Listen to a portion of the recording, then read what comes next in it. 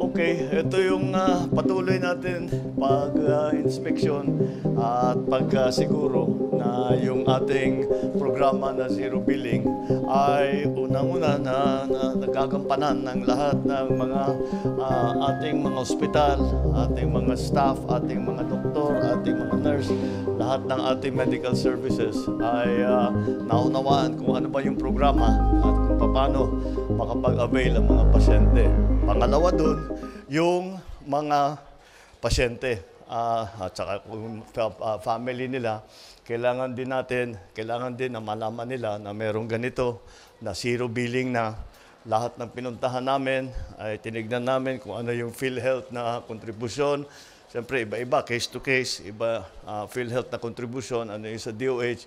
At yung kaduluduluhan, lagi naman zero billing. So mukhang namang maayos. Nagulat nga ako na napaganda na natin itong ospital na ito. Una nating nakita itong ospital to 1978. Magulang ko pa ang nagbukas nito eh.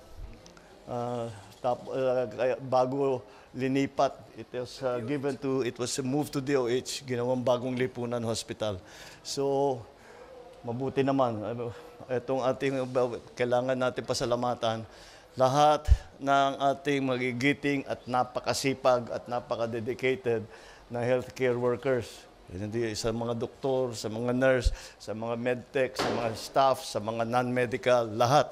Ay alam naman natin, hindi sila necessarily na sumusunod sa oras ng kanilang duty. Pag kinakailangan sila ay nandiyan pa rin kahit na on break na sila. Kaya kailangan talaga natin pasalamatan. Ito ang kabayanihan ng ating nakita nung COVID.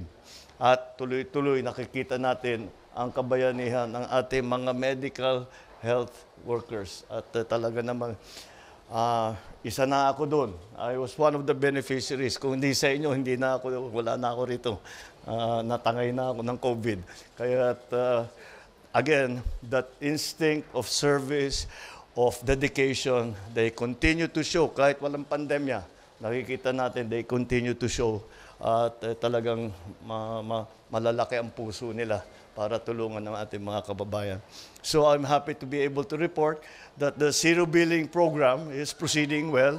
Siyempre, sa umpisa, we have to information drive, hindi lamang sa mga ospital, kung hindi pati sa pasyente. And I think we are succeeding in that. Dahil altogether, how many have we seen SONA? How many? SONA, 2,900. Dito. But all in all? 83 hospitals po yan. So, doon sa pinanggalingan natin sa East Visayas, doon sa East Visayas, nag-12,000 na silang pasyente mula nung SONA. Dito, 2,000 na. So mabuti naman. At malaking bagay dyan, kaya ikalat ninyo ito, word of mouth.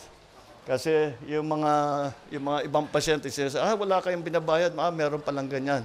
So ikalat natin, palaman natin sa lahat ng tao para hindi na sila nagdadalawang isip na magpatingin, magpagamot, at magpagaling. So, thank you very much. Maraming salamat. Thank you again to our doctors, our nurses, our medtechs, our non-medical staff. Thank you, thank you, thank you, thank you.